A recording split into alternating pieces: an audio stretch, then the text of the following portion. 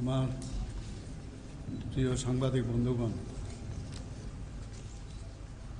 আপনাদের প্রথমে আমি স্বাগত জানাচ্ছি। আপনারা এখানে এসেছেন, অনেকক্ষণ ধরে বসে আছেন। আমাদের যে আজকের এই কনফারেন্স, যে state level conference on outcome of DGP and IGSP conference 2025 এখানে, এবং আপনারা সবাই জানেন, আপনারা যেহেতু সাংবাদিক বন্ধু, আপনাদের কাছে সব খবরেই আছে। It is a follow up conference. Follow আপটা কি? এই সেম ডিজিপি যারা ডিজিরা আছেন সব স্টেটে, ডিজিপিরা এবং আইজিপি যারা আছেন সব স্টেটে, একটা কনফারেন্স রায়পুরে হয়েছিল 2025, অর্থাৎ 28 to 30 নভেম্বর।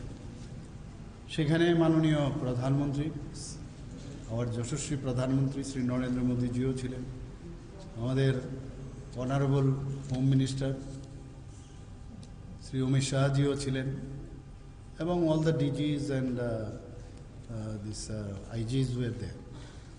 তো সেখানে আমাদের দেশের এবং স্পেসিফিক কিছু রাজ্যের উদ্দেশ্যে ওখানে বিভিন্নভাবে আলোচনা হয়েছে।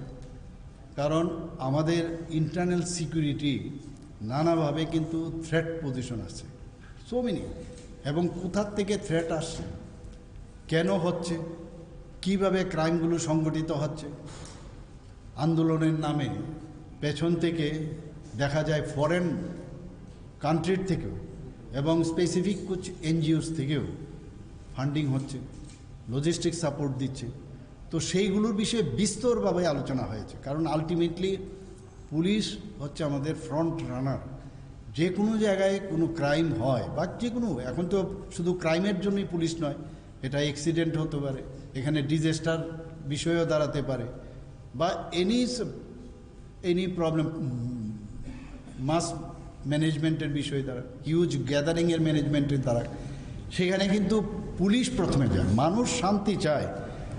এবং আমি প্রায় বলি, মাননীয় প্রধানমন্ত্রীজি এবার যে অপারেশন সিন্দুর করার পরে উনি একটা কথা বলেছেন, এবং বহু লোক, বহু কান্ট্রির থেকে যারা লিডার্সরা ছিলেন ওনারা এসেছিলেন ইন্টারফেয়ার করার জন্য।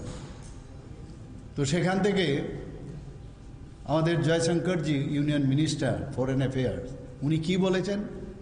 We need not have give suggestion, we need only partner.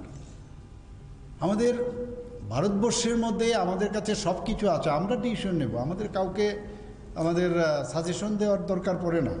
তো সেই জায়গায় দাঁড়িয়ে আজকে আপনারা দেখুন 2014 আগে ভারতবর্ষের অবস্থাটা কী ছিল।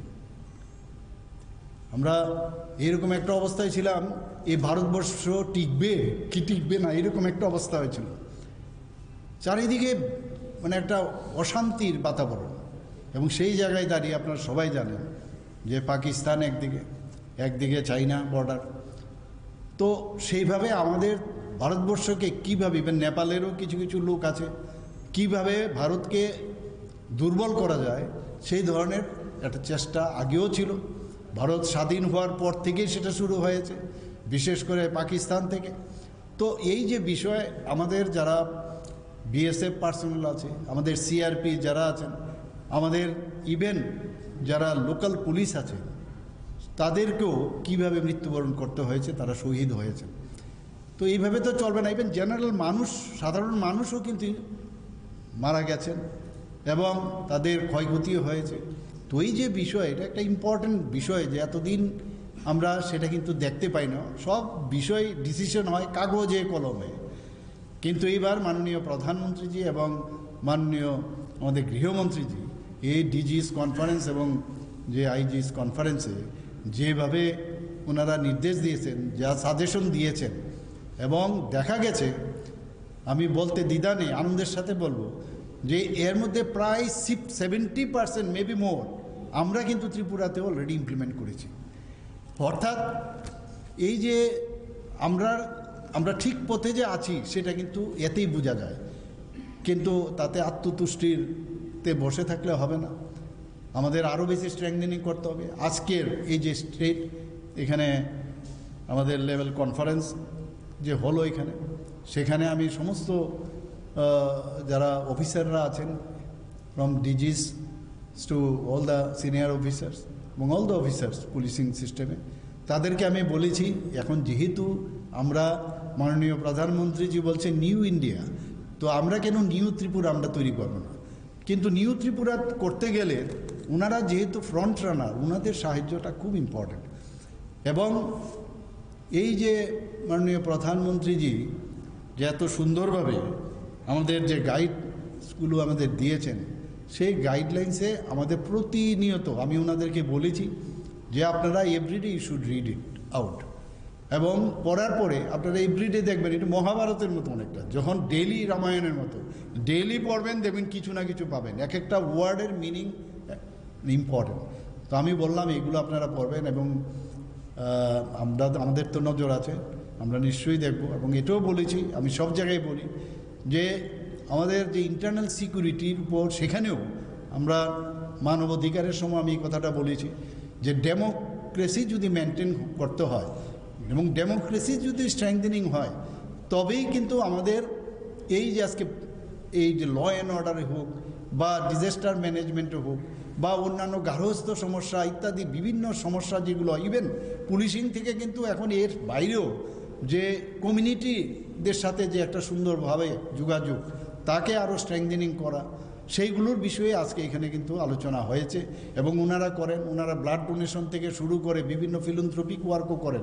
মানে you should be pro people, you are not police that everybody will everybody will be frightened after you. আপনাদের বডি ল্যাঙ্গুয়েজ, আপনারা যখন বাড়ির থেকে বেরোবেন, আমি ওনাদেরকে বলেছি সবাই আমরা সাধারণ মানুষ, আলটিমেটলি যখন ড্রেস পরে, ড্রেসটা হচ্ছে আমাদের গর্বের বিষয়। সে ডাক্তারই হোক, যখন অ্যাপ্রন পরে, আমি সবসময় বলি ইট ইজ ইউর অলঙ্কার।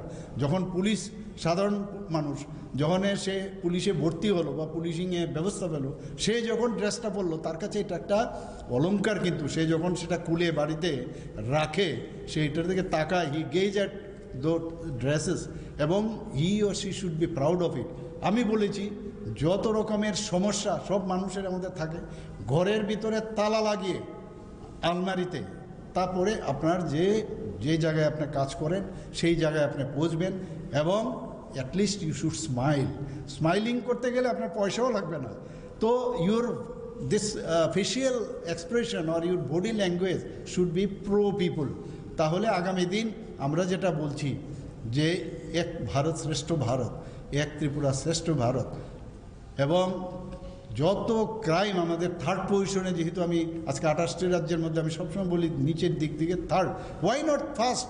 আমি সেটাও ওনাদের কাছে আবেদন করেছি, কেননা ত্রিপুরা একটা মডেল তৈরি হোক আগামী দিনে সমস্ত রাজ্যের মধ্যে, সারা আমাদের দেশের মধ্যে। এবং you can do it, you have that this capacity you have.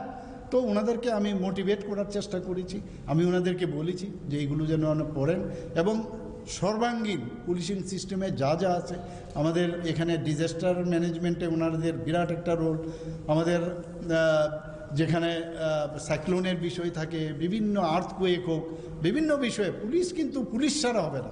এবং আমরা বারবার একটা কথাই বলছি যে আমাদের সরকার যে চিন্তা ভাবনা করছেন এবং সেই সরকারের, এবং আমি ওনাদেরকে এও বলেছি রেয়ারলি আমি বোধহয় আপনাদের কাজকর্মে আমি ইন্টারফেয়ার করি, অ্যান্ড দে হ্যাভ অ্যাপ্রিসিয়েটেড।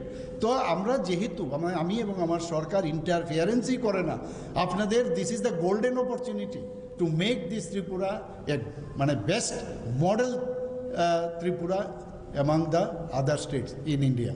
তো এই কথাগুলো আজকে এখানে আলোচনা হয়েছে। We tried our best. I think they have been instructed, they have been advised, they have understood, and in future to whatever word and sentences our Honorable Prime Minister have already addressed or to given today, all we have talked about, I think it will be followed up. Thank you very much. Namaskar.